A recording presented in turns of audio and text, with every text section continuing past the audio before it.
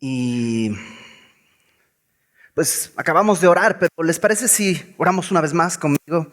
Señor, gracias por este tiempo, por la vida de cada uno de mis hermanos. Tú nos has congregado el día de hoy para hablarnos. En tu misericordia tú quieres traer al día de hoy a nuestra mente, a nuestros ojos y a nuestro corazón tu palabra. Y te rogamos que apartes toda distracción y que podamos recibir de ti a través de tu Espíritu aquello que tú quieras decirnos. Ponemos en tus manos este tiempo en el nombre de Jesucristo, Padre Santo. Amén.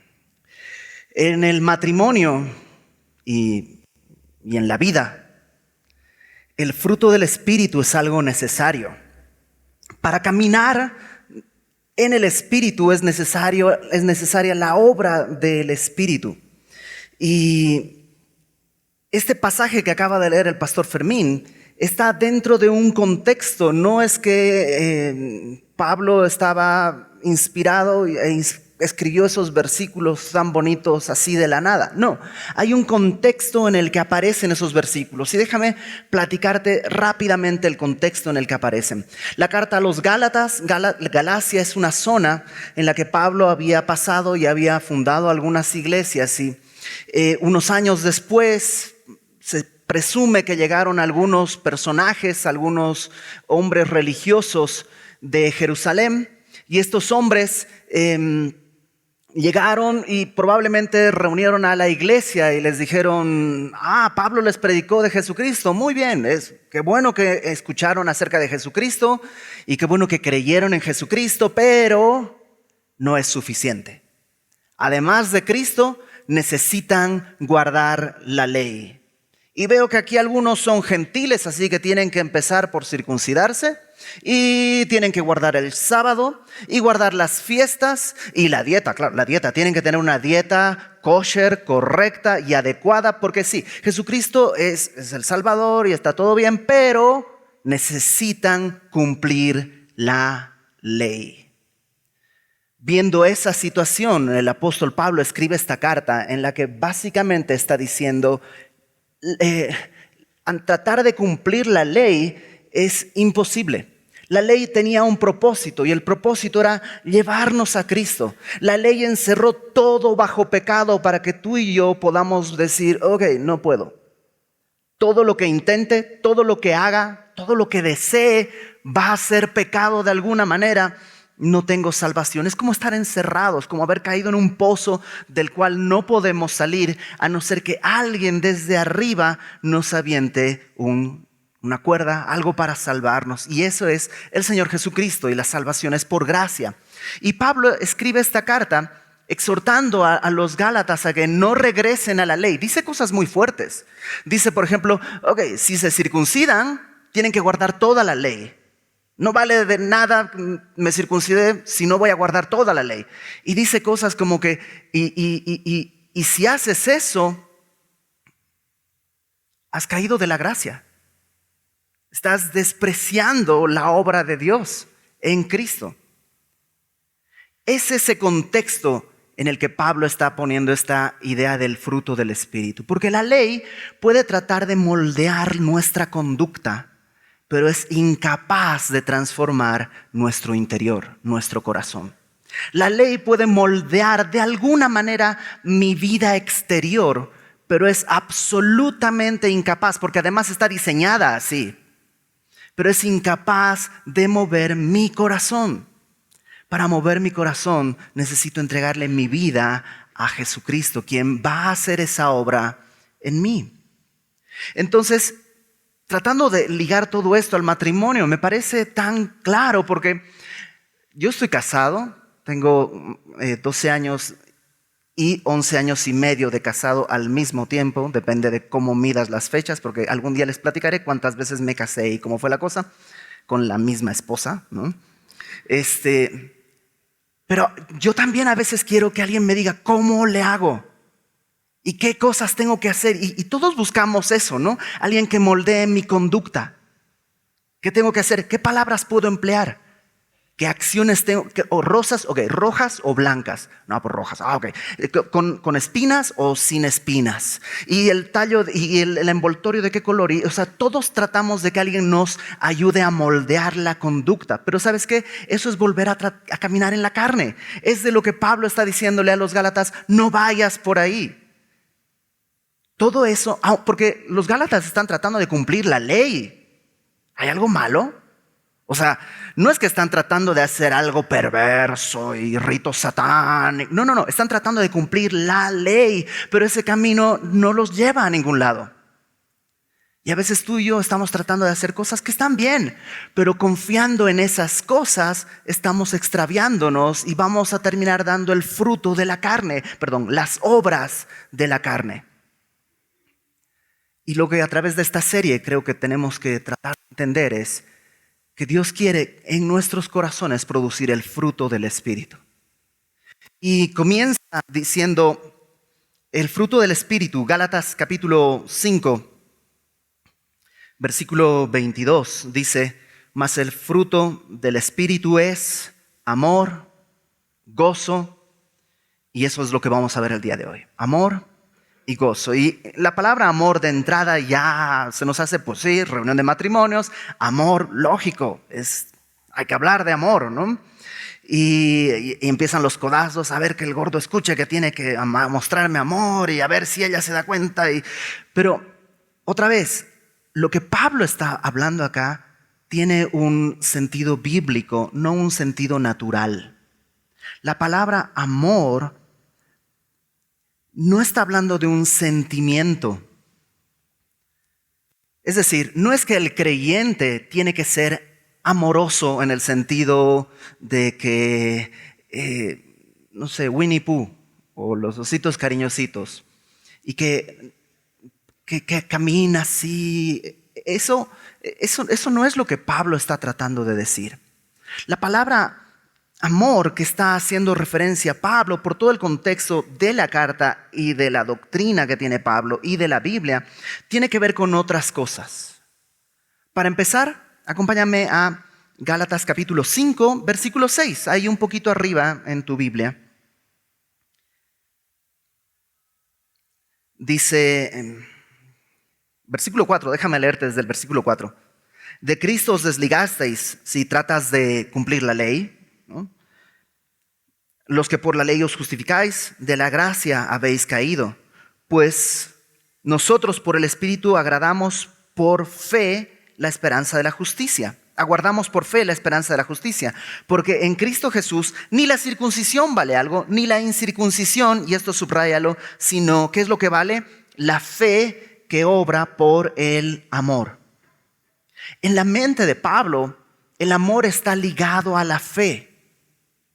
Es decir, el amor no es un sentimiento que recibo cuando comienzo a ser cristiano, sino es algo que procede de haber entendido, de haber creído. Acuérdate que la fe en la Biblia no es una fe ciega, sino habla de algo que hemos entendido. Acabo de creer que Jesucristo pagó por mis pecados en la cruz. Habiendo creído eso, de ese amor de esa fe va a proceder el amor.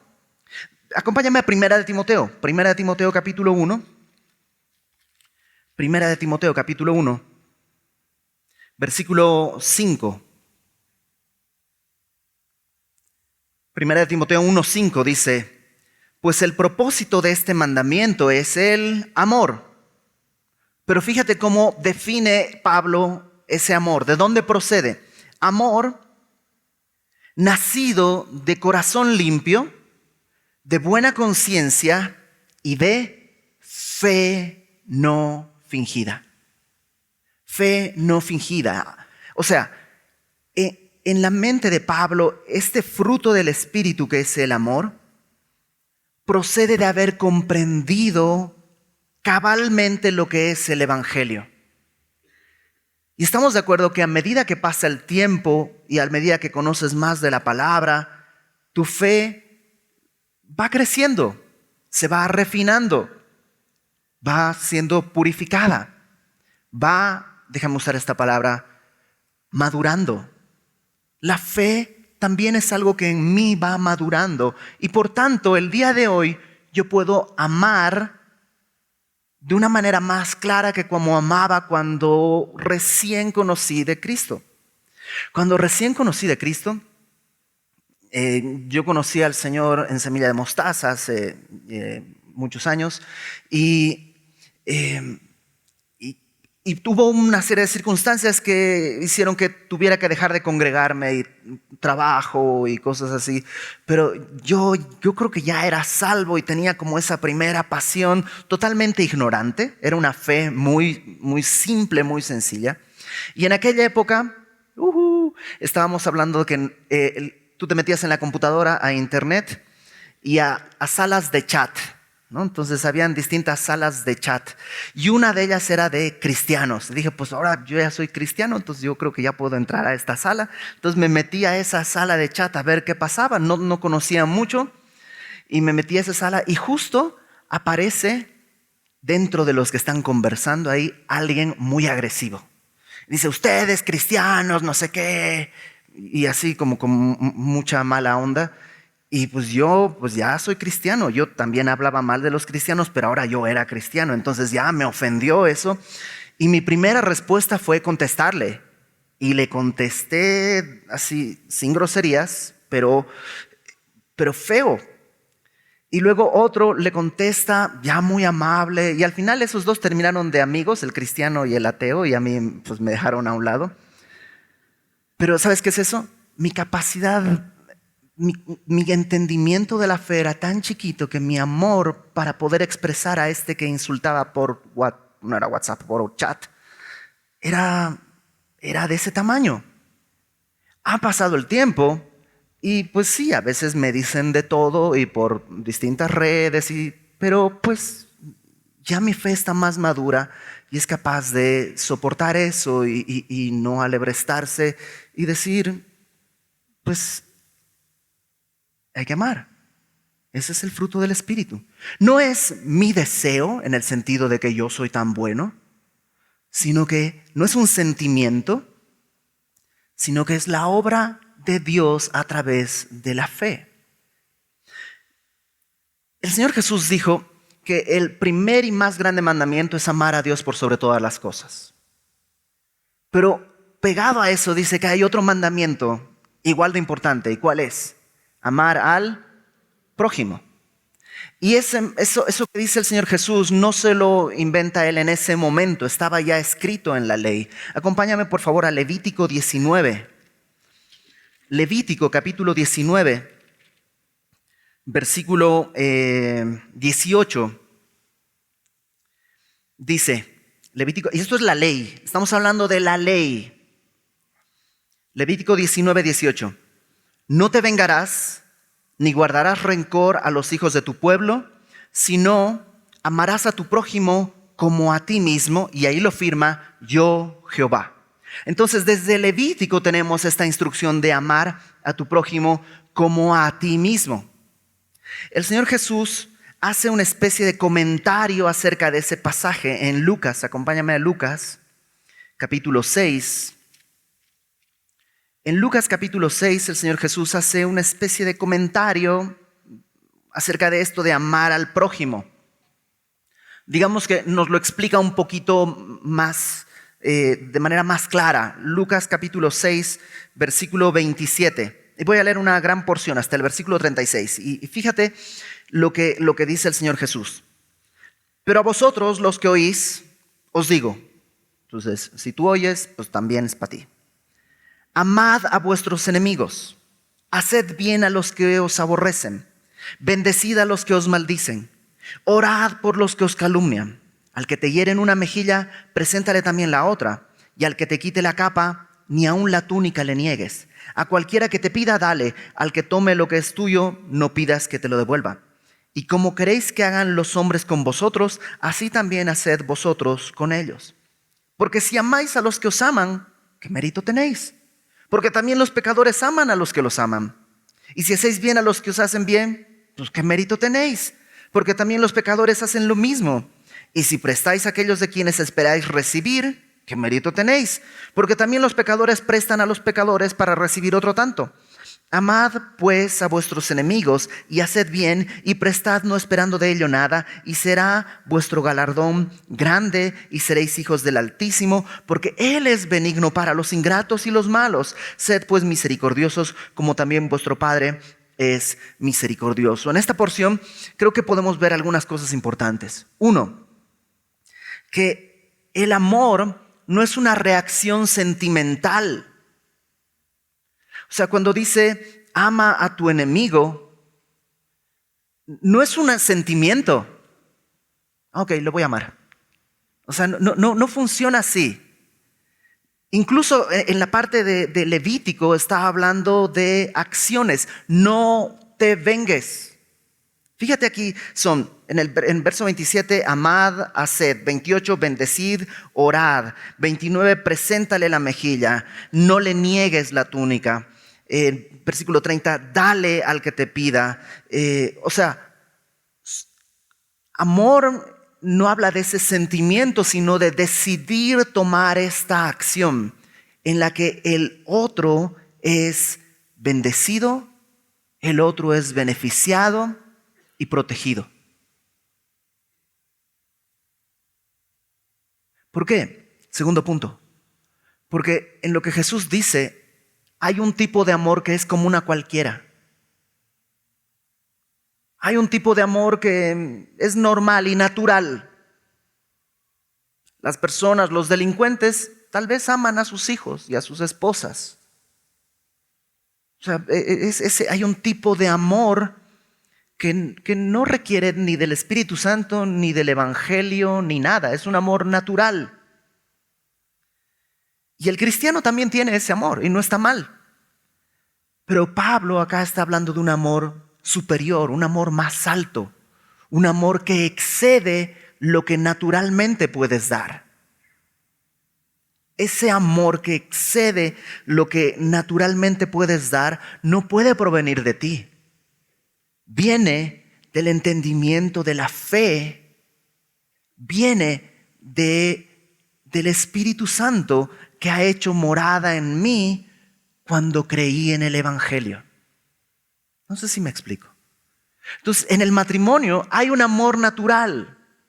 Todo matrimonio se ama, por lo menos al principio. Hasta las estrellas de Hollywood y no sé qué, se aman por unos cuantos días, unas cuantas semanas, pero en verdad se aman. Hay un amor natural, pero el amor que Pablo está diciendo y que es el que puede sostener nuestros matrimonios, no proviene de nosotros, proviene de haber creído y entendido. Porque, y esta es la tercera cosa, cuando Jesús está diciendo esto, yo imagino que algo tiene que pasar en mi mente para poder amar a mi enemigo y hacerle bien al que me aborrece, porque al que me aborrece en mi naturaleza, ya, no lo voy a ignorar. Hasta ahí llega mi naturaleza. La indiferencia es mi límite y ya, date por agradecido. Pero aquí no dice, sé indiferente, sino ama, hazle bien al que te aborrece, bendice al que te maldice. ¿Cómo puedo hacerlo? Puedo hacerlo cuando he entendido que él y yo somos iguales. Que mi esposa y yo somos iguales en dos sentidos. Somos iguales en la necesidad que tenemos como pecadores.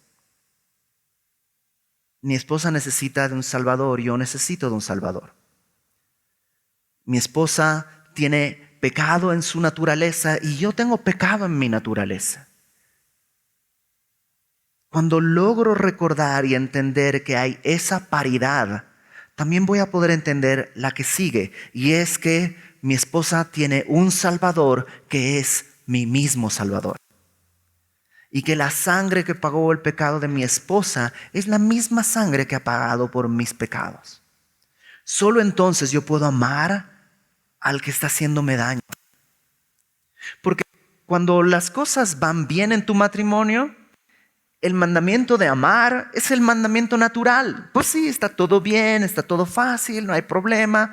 Pero cuando las cosas se ponen complicadas por distintas razones, por un sinfín número de causas, y entonces te ves en la encrucijada de amar o acumular rencor, bendecir o comenzar a maldecir. Entonces, solo recordar que sí, es una pecadora, tanto como tú. Es un pecador, tanto como tú. Somos pecadores. Y cuando logramos entender eso, fíjate en Primera de Pedro, capítulo 4. Primera de Pedro, capítulo 4, versículo 8. Dice: ante todo, tened amor. Ante todo, tened entre vosotros ferviente amor. La palabra ferviente habla de hervor, como de algo burbujeante, ¿no? Es un amor ferviente, ferviente amor. ¿Por qué? Porque el amor cubrirá multitud de pecados. El amor me permite cubrir multitud de pecados. Y en el matrimonio, ¿cuál crees que es la tarea número uno del uno y del otro? Cubrir multitud de pecados. Son dos pecadores tratando de vivir bajo el mismo techo, sin cubrir. O sea, porque no hay que tratar de negar la realidad. Cuando yo veo defectos en mi esposa, están ahí, son reales. Y cuando ella ve defectos en mi vida y en mi conducta y en mi naturaleza, están ahí, son reales. No tienes que fingir que no están, pero puedes cubrir con amor, porque esa es la obra de Dios. Los fariseos habían tomado la ley y tomando la ley habían construido categorías para ponerse encima de esas categorías y mirar a los demás hacia abajo. Yo cumplo el sábado, tú no. Yo tengo dieta kosher, tú no. Y en vez de tomar la ley para el propósito correcto, habían hecho esas categorías. Y a veces tú y yo tomamos las cosas para poner categorías y decir: yo hice esto, yo pedí perdón primero y tú no. Y sí, pero yo te preparé la cena y tú no. Y yo atendí a los chicos. Y empezamos a construir categorías, a ver quién es mejor y yo hice más. Y esto termina en una locura. Y necesitamos el fruto del Espíritu, que es amor. Pero no este amor sentimental, que no es malo y que es necesario también, pero ese es natural, ese surge. El otro tiene que venir de la fe, de haber comprendido la palabra de Dios en su mensaje y haber abrazado el Evangelio, habiendo entendido que el amor es eso. Por eso, 1 Corintios 13, que tú sabías que tenemos que a fuerzas aterrizar ahí, podemos entenderlo como no este amor sentimental, sino este amor que parte de una decisión de haber comprendido la obra de Dios. El amor, 1 Corintios 13, 4, es sufrido. Esto quiere decir paciente, que aguanta. Es benigno, que es servicial. Que el amor no tiene envidia. El amor no es jactancioso, esto es algo externo, me estoy jactando de algo, pero tampoco se envanece, esto es algo interno. No me jacto, pero en mi corazón estoy todo envanecido. El amor no hace nada indebido, no busca lo suyo, no se irrita, no guarda rencor, no se goza de la injusticia, se goza de la verdad, todo lo sufre, todo lo cree, todo lo espera, todo lo soporta. ¿Cómo se hace eso? No se puede hacer. Es un fruto que el Espíritu hace en mi vida mientras permanezco en la palabra de Dios, creyendo y afirmándome en el Evangelio que me hizo salvo. Hace un día, hace un año o hace 10. Y justo después de hablar del amor, Pablo habla en Gálatas acerca de el gozo. Y otra vez, el gozo tiene una idea bastante común, porque ¿estás de acuerdo que puedes tener cierta medida de gozo y cierta felicidad sin Cristo? Se puede. O sea, antes de Cristo yo era muy feliz, la verdad. Tenía una familia muy bonita, vivía muy bien, tenía un trabajo que me encantaba, tenía amigos. O sea, la verdad es que era un tipo bastante feliz. Pero hay el tipo de gozo que define la Biblia es ligeramente distinto, porque déjame decirte que el gozo no es la ausencia de angustia o de dolor. El gozo del mundo, sí. En el mundo, cuando hay dolor, no hay gozo. Pero en Cristo, el gozo no es la ausencia de dolor o de angustia. Déjame leerte algunos pasajes. Segunda de Corintios, capítulo 6. Segunda de Corintios, capítulo 6, versículo 10. Segunda de Corintios 6, 10 dice, Pablo está narrando su testimonio. Déjame leerlo desde el versículo 4. Antes bien nos recomendamos en todo como ministros de Dios, en mucha paciencia, en tribulaciones, en necesidades, en angustias, en azotes, en cárceles, en tumultos, en trabajos, en desvelos, en ayunas, en pureza, en ciencia, en longanimidad, en bondad, en el Espíritu Santo, en amor sincero, en palabra de verdad, en poder de Dios, con armas de justicia diestra y siniestra, por honra y por deshonra, por mala fama y por buena fama, como engañadores, pero veraces, como desconocidos, pero bien conocidos, como moribundos, mas he aquí que vivimos, como castigados, mas no muertos. Verso 10, subráyalo, como entristecidos, mas siempre gozosos. O sea, cuando dice como entristecidos, después de leer lo anterior, dices, no, pues sí, o sea, la neta, cárceles, azotes, hambre, pues sí, entristecido es lógico.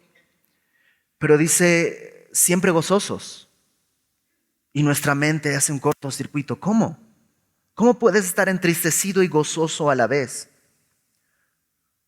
Porque la angustia en el gozo bíblico no es lo contrario, sino en muchos casos la angustia es la materia prima del gozo.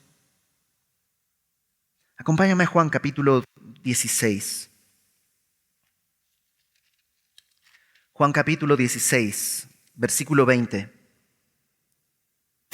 Jesús está hablando con sus discípulos, ya muy cerca de la crucifixión y de todo lo que va a venir, y Jesús les dice, Juan 16, versículo 20, de cierto os digo que vosotros lloraréis y lamentaréis, y el mundo se alegrará. Pero aunque vosotros estéis tristes, vuestra tristeza se convertirá en gozo. ¿Te das cuenta que no dice, te voy a cambiar la tristeza y te voy a dar gozo? No cambia una cosa para poner otra. No sustituye una cosa para poner otra, sino que transforma la tristeza en gozo. No hay algo nuevo, sino que esa misma tristeza ahora se transforma en gozo. Y nos pone un ejemplo. La mujer cuando da a luz tiene dolor porque ha llegado su hora, pero después que ha dado a luz un niño, ya no se acuerda de la angustia por el gozo de que haya nacido un hombre en el mundo. O sea, la angustia y el dolor de una mujer que va a dar a luz. ¿Una mujer tiene dolor cuando va a dar a luz? Claro que sí, te lo digo por experiencia. Mi esposa ha tenido 2 hijos, ¿no? Bueno, por experiencia suya, ¿no? Pero hay dolor. Pero ese dolor se transforma en gozo. Entonces, el gozo en la Biblia no es la ausencia de dolor, sino, encontré un teólogo que pone esta definición, el gozo es la respuesta natural de creer que algo profundamente bueno vendrá. Déjame leerlo de nuevo. Es la respuesta natural cuando crees que algo profundamente bueno viene. ¿Sabes qué es eso? Fe. Fe. Las cosas están mal, esto está terrible, el mundo se está acabando, todo mi mundo se está destruyendo. Pero el Señor Jesús dijo, en el mundo tendréis aflicción, pero confiad. Déjame traducirlo de otra manera. Ten fe. Yo he vencido al mundo. Y entonces puedo tener gozo. Aunque no hayan cambiado las circunstancias, puede haber ese gozo que no tiene el mundo. Es un gozo distinto, es un gozo que se produce por haber creído. Los discípulos tendrán gozo porque Jesús resucitará. La mujer tiene gozo porque vendrá un hijo. Romanos capítulo 15. Romanos capítulo 15, versículo 13. Dice, y fíjate cómo conjuga estos elementos Pablo. Romanos 15, versículo 13. El Dios de esperanza os llene de todo gozo y paz. ¿Cómo? En Él creer para que abundéis en esperanza por el poder del Espíritu Santo. Es como que lo pone todo junto y dice, el Espíritu Santo en su poder es lo que puede producir gozo en el creer, eso es fe, y en la esperanza. Para el creyente, la esperanza no es lo que a veces se habla, ¿no? Como que tengo esperanza de sacarme la lotería, tengo esperanza de que ahora sí voy a... Eso pues, es un buen deseo. En la Biblia, esperanza es la certeza del gozo anticipado. La esperanza no viene tanto del ojalá, sino del esperar. Es como el metro. O sea, si te deja el metro, sabes que va a venir el próximo. Puede tardar. Es más, a veces puede tardar mucho. Pero va a venir. Va a llegar. Lo sabes. Eso es la esperanza. Yo sé que viene. Yo sé que está ahí. ¿Lo ves? No, no lo veo. Porque si lo viera ya no es esperanza. Ya está a mi vista. Pero la esperanza descansa en la fe. Y la fe es la certeza de lo que se espera y la convicción de lo que no se ve. Y eso produce gozo.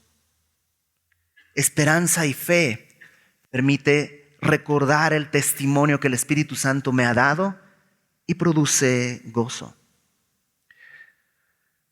Además, déjame decirte algo. Los tiempos de angustia, los tiempos de dolor, no son un descuido de Dios. No sé si estás en tu matrimonio pasando un tiempo difícil y doloroso, pero Dios no está descuidado ni distraído, ni está encargado de cosas más importantes o algo así, porque Dios te ama. Sino que ese dolor lo que está haciendo es purificar tu fe para que pueda haber un amor más genuino. ¿Te acuerdas? El amor proviene de esta fe no fingida. Está purificando tu fe para que pueda haber un gozo más profundo. Por eso Santiago dice, hermanos, tened sumo gozo cuando os halléis en diversas pruebas, sabiendo que la prueba de vuestra fe está ahí. Pedro dice que nuestra fe, que es más preciosa que el oro, debe ser probada como el oro se prueba con fuego. Así debe ser probada nuestra fe para que sea hallada en alabanza y gloria cuando sea manifestado nuestro Señor Jesucristo. Entonces, déjame resumirlo. Entendiendo, creyendo la fe que Dios me ha dado, el evangelio, el glorioso evangelio que Dios ha puesto delante de mí, puedo experimentar a través de su Espíritu este amor que no es natural, un amor que no ama cuando es lógico, un amor que ama cuando debería odiar. No es un sentimiento, sino es una convicción, una decisión tomada. Aún en el momento más oscuro, poder decidir, no voy a actuar en desamor, sino voy a amar. ¿Cuesta? Digamos que Jesucristo dijo, el que quiera ser mi discípulo, tome su cruz cada día, niéguese a sí mismo y sígame. ¿Cuesta? Sí, cuesta la vida. ¿Duele? Sí, duele profundamente. Pero el resultado es la gloria de Dios. Y nunca hay arrepentimiento cuando Dios es glorificado. Habiendo entendido esto, también puedo tener gozo. Gozo cuando no es lógico tener gozo, sino cuando sabes que es el Espíritu a través de ti, dándote paz y diciendo, va a estar bien. No estoy contento ¿Qué es distinto? Si no tengo gozo, eso es mucho más profundo.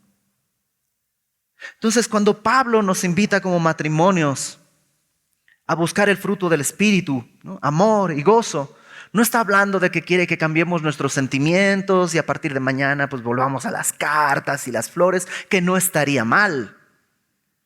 Pero eso no puede sostener mi matrimonio. Mi matrimonio se va a sostener en el Evangelio, regresando al mismo punto. Mi esposa y yo somos pecadores. Por tanto, cuando ella peca contra mí, pues ¿qué crees? Es pecadora, va a pecar contra ti. Tu esposa, tu esposo va a pecar contra ti. ¿Qué vas a hacer? ¿Responder mal por mal? ¿O cubrir con amor multitud de pecados? Y cuando las cosas estén difíciles, ¿qué vas a hacer? ¿Puedes entristecerte? Claro que sí. A Dios no le molesta que tengamos tristeza. Pero sobre esa tristeza puede colgar el gozo, la certeza de que Dios no está distraído, no está viendo algo más importante que tú. No porque tú y yo seamos importantes, sino porque nos ha amado. El Evangelio es lo que puede producir en nosotros el amor y el gozo. En palabras del Señor Jesús, ¿sabes cómo tendría que ser? Jesús dijo: yo soy el pan. El que come ese pan es el que tiene vida eterna. O sea, cuando tú comes algo, lo que haces es integrarlo a tu vida. Lo que comes se convierte en parte de ti. Si Cristo es el pan, no te sirve de nada tener un pan en la mano. No te sirve de nada tener una canasta de panes en tu casa. Necesitas que Cristo esté dentro de ti, comerlo. Jesucristo dijo: yo soy la luz. El que me sigue. ¿No te imaginas que se enciende la luz y te quedas donde está oscuro? No, la luz fue puesta para alumbrar, para que sigas. Y Jesús dijo: yo soy el buen pastor, el que escucha mi voz. Y así, o sea, Jesús no quiere ser un sticker en tu matrimonio, sino que sea parte del matrimonio. Y entonces fluirá el amor, el natural a borbotones y el espiritual como dice el Señor Jesús, habrá ríos que saldrán de ti. Tu esposa, que a lo mejor se queja: es gordo, es que tú ya no me amas, la verás ahogada en amor. Tu esposo, que es un insensible y no sé qué, cuando tú puedas amarlo de esta manera, lo vas a ver convertido en ese manantial del amor que no viene de él, sino del Señor. Entonces, en una reunión de matrimonios no podemos dar tips así de esto vamos a hacer todos los matrimonios y vamos a ser felices, porque necesitamos regresar al Evangelio. Y una vez en el Evangelio, entonces sí habrá que alguien que te diga: ¿sabes qué? Hay rosas baratas en aquel puesto. Hay canciones, mira, para escribir una canción le haces así y haces esto. Y ahí sí, pero si no está la base del Evangelio en mi matrimonio, no habrá nada. Y para que esté la base del Evangelio, ¿qué necesitamos? Recordar que Cristo ha pagado por nuestros pecados. Así que déjame decírtelo así con toda claridad. Eres un pecador. Y tu esposa, tu cónyuge, es un pecador, una pecadora. Irredimible en sus fuerzas. Pero Dios, que nos amó, Él entregó la vida de su Hijo para pagar el precio de nuestros pecados, rescatándonos de las tinieblas y trasladándonos al reino de su amado Hijo. Él ha traído la luz para que yo, que soy incapaz de hacer lo que a Dios le agrada, ahora a través de su Espíritu pueda haber un fruto que le glorifique. Y lo único que tengo que hacer es decir: yo quiero. Lo único que tengo que hacer es decir: creo que soy un pecador, creo que tú has pagado por mis pecados. Vamos a orar.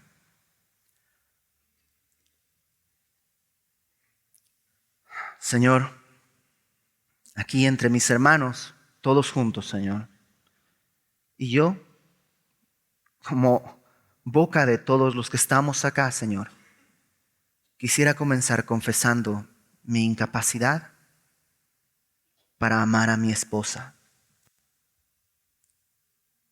Y quisiera confesar mi incapacidad para hallar gozo en el matrimonio, si es que tú no estás aquí conmigo. Perdóname, Señor, si he estado tratando de llevar y de construir mi matrimonio en mis fuerzas, con buenas ideas, pero siempre terminando con las cosas construidas por mi carne. Perdóname, Señor, y tira todo eso y dame un nuevo corazón. Y gracias por recordarme una vez más que yo soy un pecador tanto como mi esposa, y que por ambos tú has pagado en la cruz con tu sangre, y que ambos el día de hoy tú nos ofreces de tu espíritu, para que a través de la fe que tú nos has dado haya un fruto que abunde para tu gloria. Y así nuestro matrimonio cumpla el único propósito por el cual existe: llevarte gloria, anunciar tu evangelio y ser luz donde tú nos hayas enviado. Que tu Espíritu Santo sobre nosotros haga la obra, Señor. Te lo rogamos porque lo anhelamos y porque creemos que tú puedes hacerlo. Te lo pedimos con humildad, Señor, pero también con la seguridad de que pedimos conforme a tu voluntad, y que así tú nos oyes y así tú nos concedes. Danos esta esperanza que pueda sostenernos en los tiempos difíciles, y este amor que pueda guardar nuestro matrimonio por encima de cualquier ataque. Glorifícate, Señor. En el nombre de Jesús. Amén.